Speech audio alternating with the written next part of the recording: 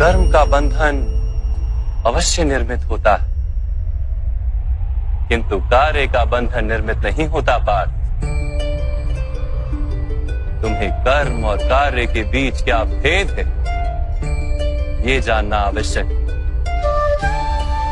सभी कर्म कार्य, किंतु सभी कार्य कर्म नहीं। कर्म उस कार्य को कहते हैं जिसके साथ फल की आशा जुड़ी। मनुष्य जब भी सुख की, संपत्ति, प्रशंसा की आशा रखकर कोई कार्य करता है तो वो उस कार्य के फल से बंध जाता है। जब किसी कर्म को फल की आशा से किया जाए तो उसे सकाम कर्म योग कहते हैं, और जब किसी कर्म को बिना किसी फल की आशा से किया जाए तो उसे निष्काम कर्म योग कहते हैं। इसी कारण से उसे बार बार जन्म लेना पड़ता है।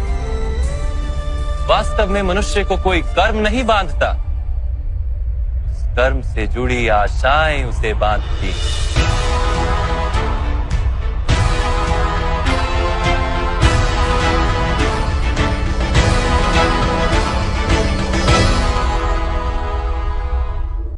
वास्तव में मनुष्य को कोई कर्म नहीं बांधता, उस कर्म से जुड़ी आशाएं उसे बांधती हैं। वो कैसे माधव? यदि इस युद्ध में तुम्हें विजय होने की आशा है तो पराजित होने पर तुम्हें भीषण दुख होगा, और वो दुख तुमसे कोई अन्य कार्य करवाएगा जिसके लिए तुम्हें दूसरा जन्म लेना पड़ेगा। और यदि तुम विजयी हुए तो तुम्हारा अहंकार बढ़ेगा, और वो अहंकार तुम्हें विश्व विजय के लिए प्रेरित करेगा, तुमसे हत्याएं करवाएगा और उसका पाप तुम्हें बांधेगा। विचार करो, यदि तुम्हें इस युद्ध में ना विजय का मोह और ना पराजय का भय, तो इस युद्ध के अंत में तुम्हें सुख प्राप्त होगा या दुख प्राप्त होगा?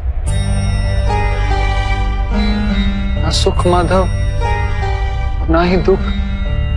अर्थात तुम्हारा सुख, दुख, हताशा, निराशा, अहंकार युद्ध के कारण नहीं है। युद्ध के साथ तुमने जो आशाएं बांधी हुई हैं, उसके कारण है। क्या ये सत्य नहीं है पार्थ?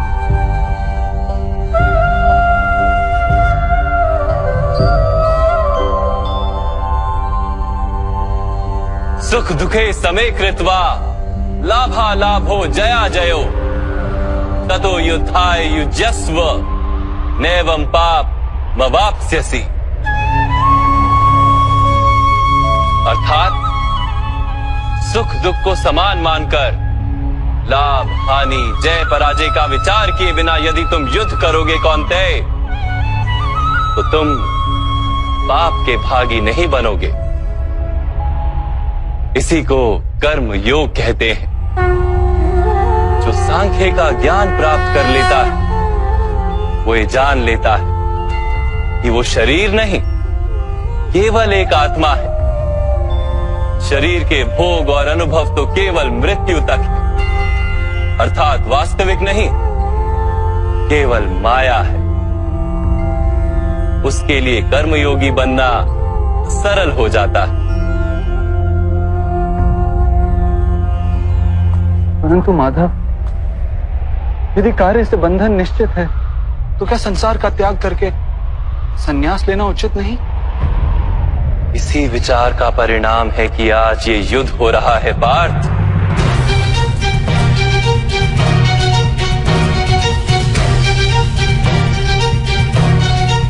विचार करो, जब सत्व गुण से भरे धर्म को जानने वाले लोग कर्मों का त्याग करते हैं, तब अधर्म से भरे लोग भी संसार को चलाते हैं।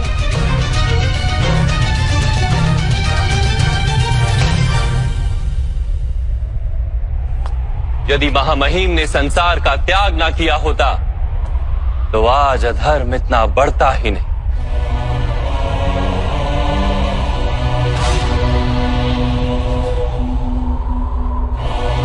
और तुम्हारे पिता ने यदि संन्यास ना लिया होता तो आज भ्राता युधिष्ठिर सुख से राज कर रहे होते।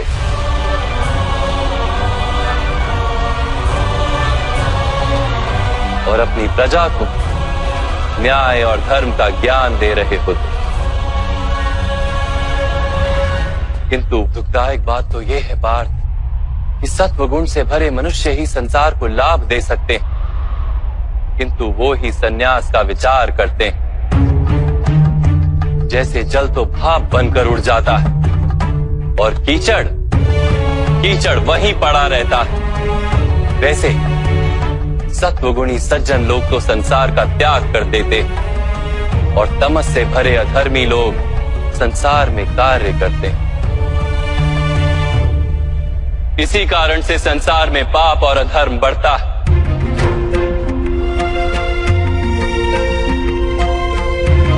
किंतु कर्मयोग इस विचित्र स्थिति से सारे संसार का रक्षण करता है। कर्मयोगी फल की आशा का त्याग करता है, किंतु कर्मों का त्याग नहीं करता। वो इसी संसार में रहता है, सन्यासी की भांति सारे कार्य करता है, किंतु उनमें लिप्त नहीं होता। कर्मयोगी अपनी संतानों से, स्वजनों से, अपनी प्रजा से कोई अपेक्षा या आशा नहीं रखता। स्वयं उसे संन्यास का लाभ होता है, किंतु समाज को संसारी की भांति लाभ देता। मनुष्य अपनी संतानों के सुख के लिए श्रम करता है माधव। अपनी संतान से सुख की अपेक्षा कैसे न रखे?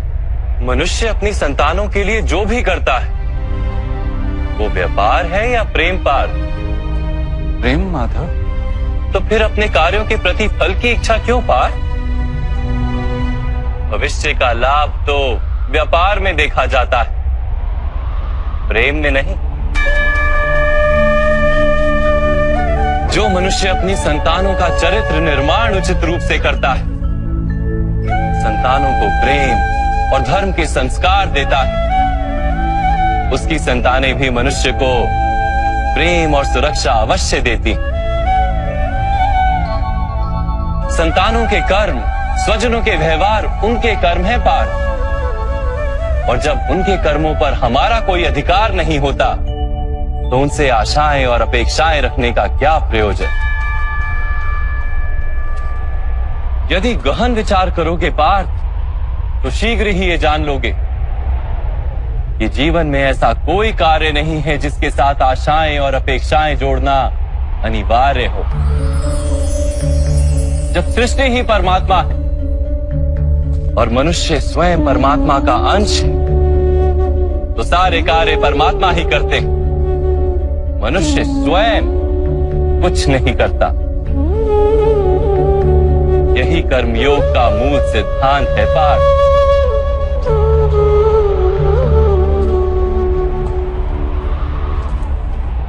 तुम्हें भी कर्मयोगी बनकर ये युद्ध करना आवश्यक है पार्थ।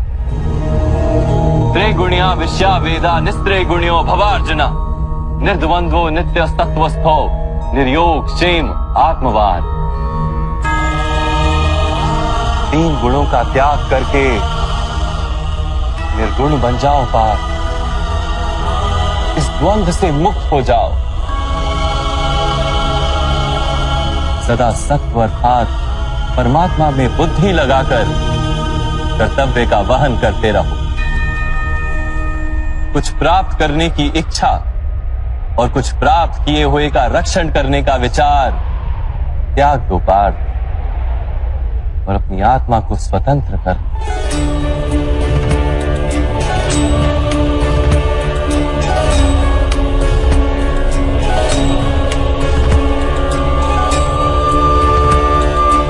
स्मरण रहे पार्थ, कर्मण्यवाधिकारस्ते मा फलेषु कदाचन मा कर्म फल हेतुर्भु मा ते संगोस्त्व कर्मणि। तुम्हारा अधिकार तो केवल कर्म करने का है, फल तो ईश्वर के हाथ में।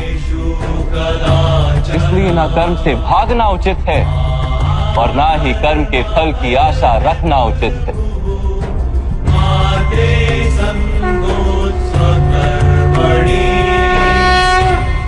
जो फल का त्याग कर दे परंतु कर्म का त्याग ना करे, ऐसे कर्म योगी को कैसे जाना जा सकता है माधव? विश्या विनिवर्तन्ते निरहारस्य देहिनः रसवर्जम रसोप्यस्य परम दृष्ट्वा निवर्तते। सुनो पार्थ, जो स्वाद से छूटने के लिए भोजन का ही त्याग कर देता है, वास्तव में उसके मन से स्वाद की लालसा कभी जाती ही नहीं। उसे दोहरी हानि होती है। एक तो वो निर्बल हो जाता है, जिसके कारण परमात्मा को प्राप्त करने का जो प्रयत्न अनिवार्य है उसे वो नहीं कर पाता, और दूसरा सदा ही उसका मन स्वाद की लालसा से भरा रहता है। इसलिए भोजन का त्याग करने से उत्तम है स्वाद की लालसा का ही त्याग कर दिया जाए। कर्म योगी अपने मन की सारी लालसाओं को खींच लेता है, जीवन को कर्तव्य मानकर कार्य अवश्य करता है, किंतु उन कार्यों से जुड़ता नहीं। और बात, जो व्यक्ति अपने कार्यों से आशाएं और इच्छा नहीं रखता, उसी के कार्य पूर्ण होते हैं। एक असफलता से दुखी होकर जिसका मन डोलता नहीं, एक सफलता से आनंदित होकर जो स्वयं को सर्वश्रेष्ठ नहीं मानता, ऐसे ही व्यक्ति को कर्म योगी कहते हैं। और ऐसा व्यक्ति जीवन में बार बार सफल होता है।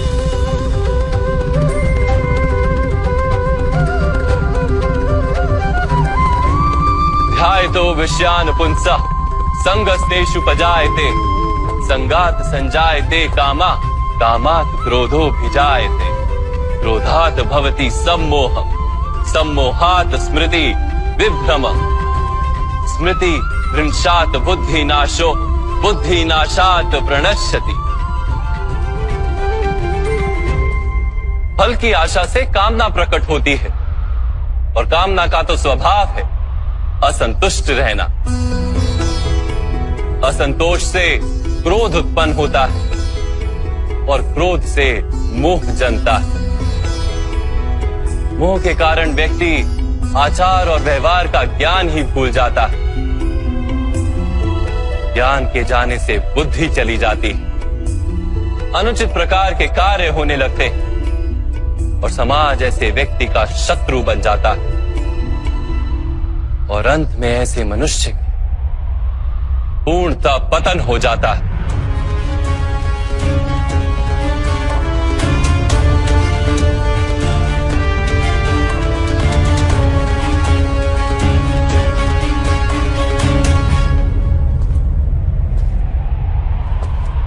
जैसे भ्राता दुर्योधन,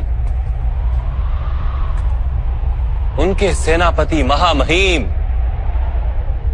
उनके ही शत्रु हैं, और तुम्हें विजय का आशीर्वाद दिया।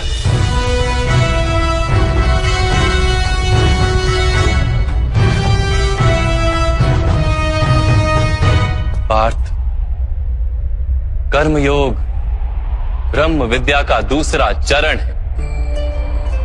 परमात्मा में अपनी बुद्धि स्थिर करो, स्वयं को आत्मा जानो, मिथ्या बंधनों से मुक्त हो जाओ, और फल की आशा का त्याग करके केवल कर्म करते रहो।